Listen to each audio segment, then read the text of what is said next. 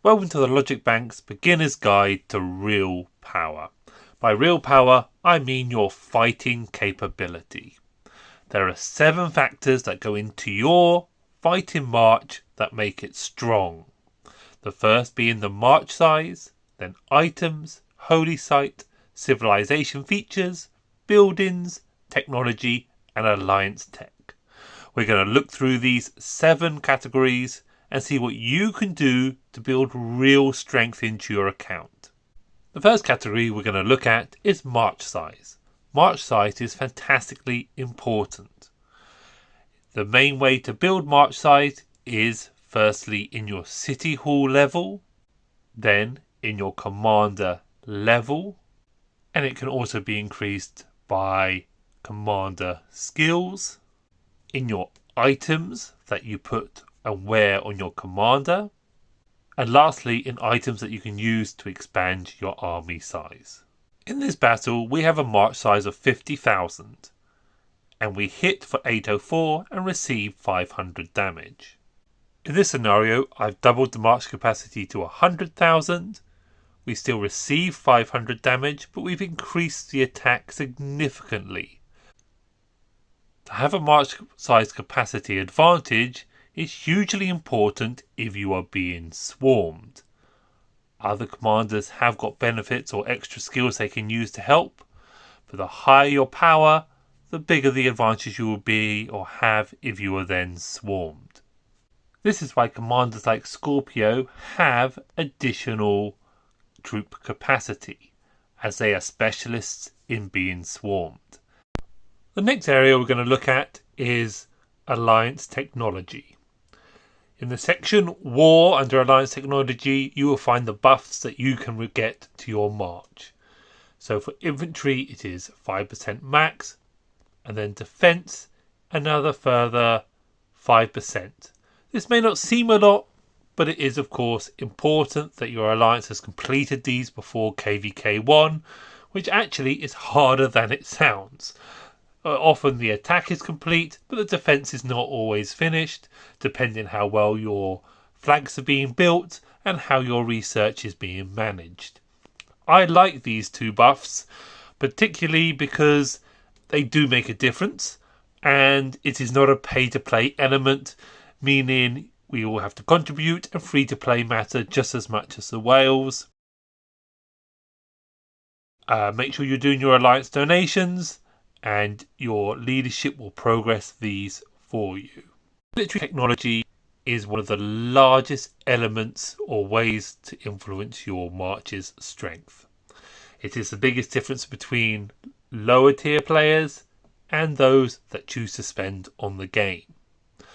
What I would suggest is to progress your military technology to tier 3 early game as quickly as you can.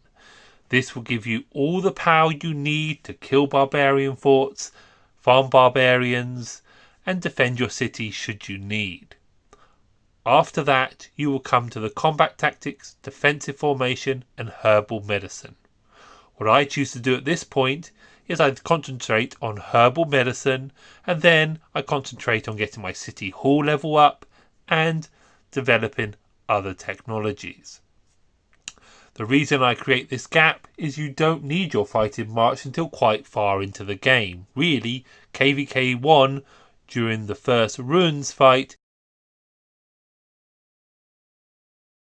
So, what I choose to do is try and then delay doing my military technology as much as I can until the kingdom is fully buffed. We have the most holy sites.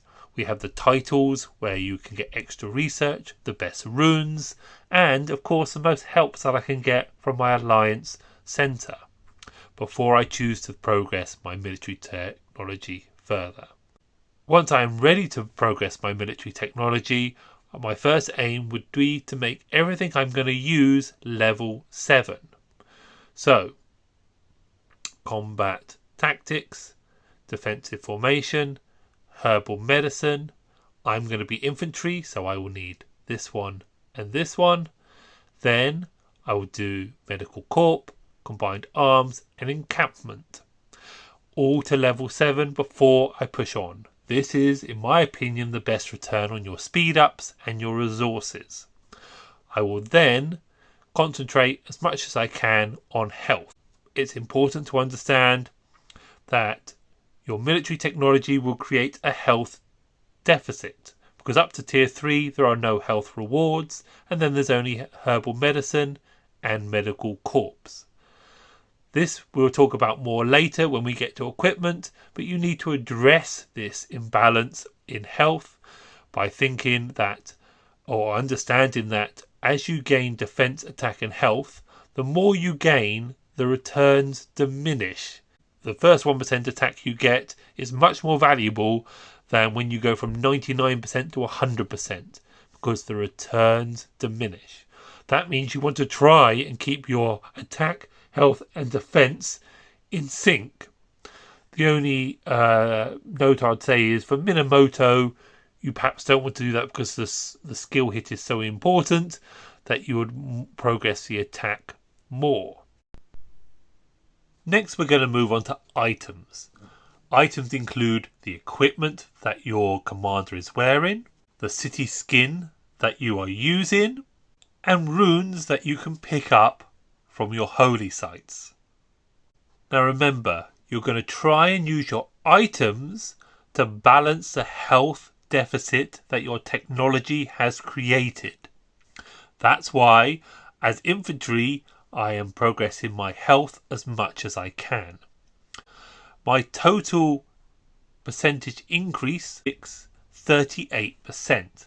What I would say for KVK1 is you want to be aiming for really above 45%. The closer you can get to 50%, the better. Obviously for the whales, it's a different game. But if you're free to play and your equipment is somewhere between 45 points of progress and 50, I think you've done a fantastic job. A little note though for the cavalry, of course, it is an option that you build march speed. March speed is an interesting one for KVK1 because it's one of the only ways you could actually go toe to toe with a whale. Because you could make a Belisarius march that is faster than anything a whale can make. This is important to know because it's an option to have KVK1 where if you do not want to spend too much resources, you can be a full cavalry march that's able to run away and pick and choose its battles. But I tend to guide what infantry type I pick by the plans that I have been given. The reason I am infantry is because I got the plans for these legs item, which is a really important 8% health that I'm close to crafting.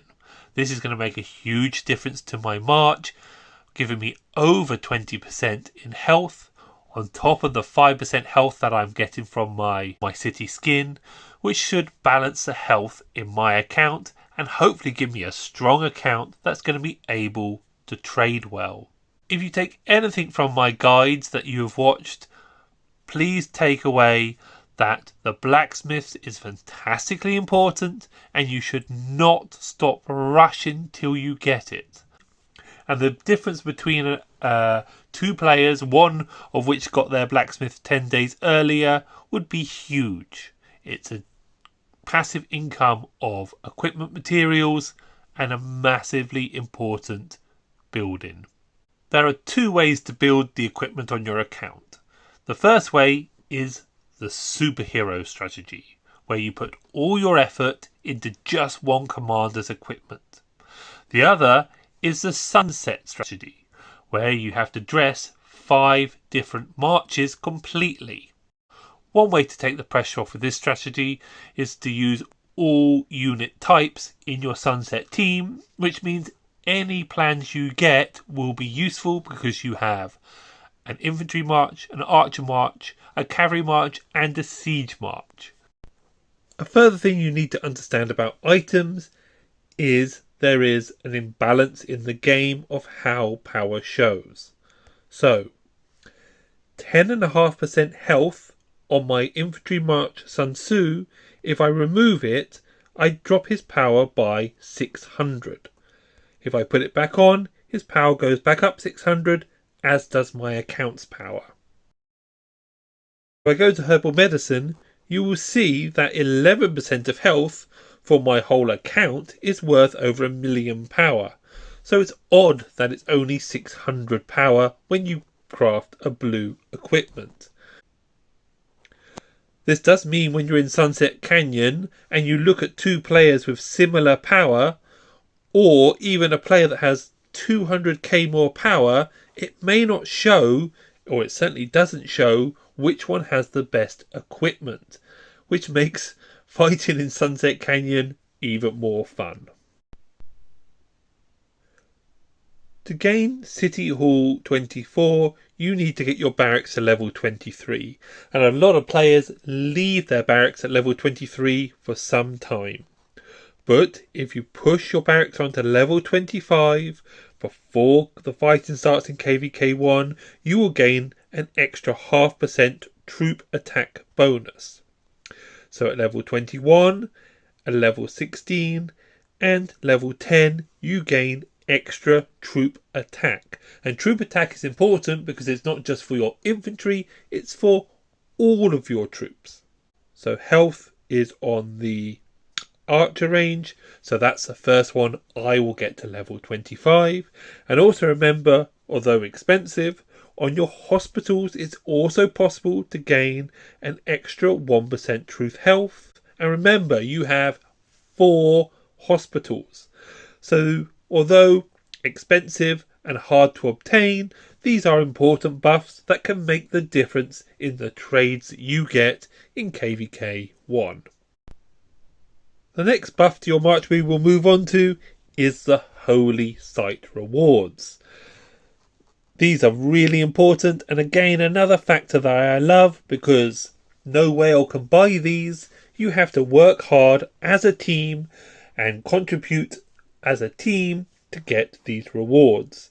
A full set is fantastically important for KVK 1. I would also note here that some kingdoms try and produce too many fighting alliances. In my opinion, a kingdom for KVK 1 should have 2 main fighting alliances with a full set of holy sites each, and it's only possible for 2 alliances to have a full set of holy sites because of the shrines. My current civilization is Germany. That's because I am using it to develop my account with the extra troop training speed and action point recovery. But when KVK starts, I will want the best for my troop type, which in my case is infantry. There are lots of different videos on civilization, so I'm only going to give the example of what I am on this current account. I plan to swap to France, not just because of the 3% extra to health, which is for all troops, but because of the base stats of the units.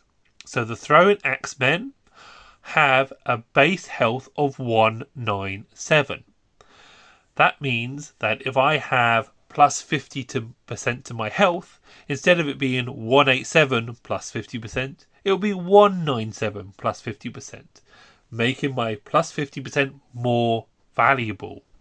This is a great way to balance your account out and get the best out of the stats that you have.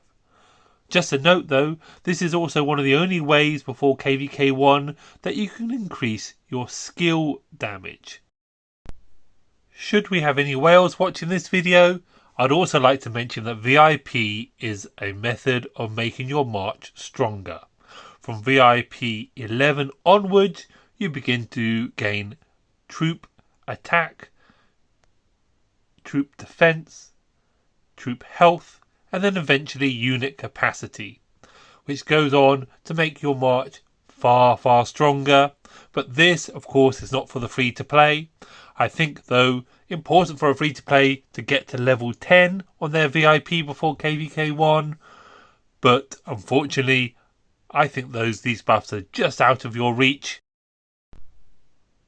Now that you've built a super strong march, it's time to move on to commanders. In this video though, I'm not going to talk about pairings or which commander I think you should use. There are thousands of videos that will help you with that. But what we are going to talk about is the different types of commanders, their talents, and the different types of troops. We're also going to have a look at the best return possible. So let's start with healing. The best early game healer is Richard by far, but I'm here to warn you about healing. Healing is absolutely fantastic in player versus environment, but player versus player is a very different game. And healing, the way it is set up in this game, only really works if you have a massive advantage, if you already know you're going to win the 1v1. So in a duel it may seem very powerful, especially if you have better tech. If you followed my tips and you've got a stronger march, healing will be devastating. But if you're in a murder ball is when hundreds of governors are all piling up on top of each other fighting like crazy. Healing won't gain you more kill points, but it may help you stay longer in the battle. But it will overall increase the number of seriously injured that you receive. And in my opinion, it won't give you enough kill points in return for the price. So imagine, if you're losing in a fight 1v1 and you keep healing, all you're doing is taking 1,000 troops from your minor injured or slightly injured and giving them the chance to then become seriously injured, which costs you money in your hospital. I'm aware there is a talent in the integration tree which will slow the damage that this does by reducing your overall seriously injured. That would be one way to make healing work, but Richard doesn't have access to that talent. Don't use healing in open combat.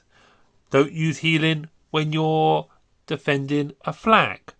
Instead, reinforce if you want more troops. Don't use healing when you're in a rally. Reinforce. Don't use healing when you're in a pass. Reinforce. Certainly don't use healing when your city is being attacked, because your hospital are already going to be under enough pressure and healing's not going to help the matter. The next thing I want to talk about is AoE damage. This is an old battle report and it is a city hit, but what I want to show you is, if you notice on the left hand side, I received no damage at all. I lost no power at all. What I did do is I used area of effect damage, which their march was then caught in, so they got all the damage and I got none in return. This is the best possible trade that you can have in the game. When you're looking at the commander types, and you won't have to watch many commander guides to understand that area of effect damage is one of the most important things you need on your KVK march. The next thing I want to talk about is just an example of how you cannot fight up a tier. The only exception to this rule is, of course, when you're tier 4 and you have to fight the tier 5 and there's not a choice of you to be tier 5. Well, for many of us there's no choice to be tier 5. But this is a battle report between, admittedly again, a city and some tier 1 that were planning to loot that city. So if you notice, they got no slightly wounded at all. Because they were tier 1 fighting tier 4, every single troop died. If this was an open field march, every single one would be seriously injured. There'd be no difference. You cannot fight up a tier. If you have failed to get a full tier 4 march, then do not add in your tier 3 and tier 2. You simply have to take the tier 4 that you have out to fight. For KVK 1, there is no real viable leadership or integration march that you can take onto the field. One of the reasons is that the equipment for these marches isn't correct, and within the talents, an advantage is created. If we go on to infantry, into the infantry talent, you will notice that for 1 point, I gain back 1% in attack. Where if we go into integration or leadership, for 1 point, you gain 0.5% attack. This is just very difficult to overcome when making your march for KVK 1. Now we're going to test troop type. This first march consists of infantry attacking infantry. So we receive in damage 886 and we do 388 attack. Let's now see what the same number of archers do. It should be more attack and less lost. So 404 on the attack and 874 on the troops lost. So only 14 less troops lost and only 16 more troops killed. Not a significant difference. But this shows the importance of using the plus 9% to cavalry, which the infantry have, or the plus 9% to archers, which the cavalry have, or the plus 9% to infantry, which of course the archers have, to exaggerate that difference. But without this talent, it's not huge. The last lesson I have today is about rage. To cast your main skill generally costs 1000 rage. Every turn your commander gains 91 rage. Within your talents though, you will usually find a talent like this that gives you an extra 9 rage, which takes your cast time down from 11 seconds to 10 seconds, because 91 plus a 9 gives you 100 rage per second. But some commanders have access to the skill talents and the support talents, of which the support talents have the very precious Rejuvenate. Whenever the commander's troop uses an active skill, it instantly gains 150 rage. What you need to know about this though is remember you have 2 commanders. Both of them use an active skill, so this Rejuvenate adds up to an extra 300 rage, which means although it takes him 10 seconds to cast his first skill hit, it only takes him 7 seconds to cast his second skill hit because of this bonus rage. There's lots of different commanders and commanders that can buff other commanders with rage, and even a commander that can take away rage. But this is important to understand and can significantly change the outcome of a fight. Not so much when you're in the melee of a murder ball, but certainly for duels, certainly for long rally attacks and long flag attacks. Eventually, rage can be a massively important factor. I hope this video has helped you learn more about your first march, building real power into your first march, and a bit about what commanders and how to think about the commander. So when you watch those other commander guides, you'll already have a base knowledge of what you're looking at and how to think about. Thanks for watching.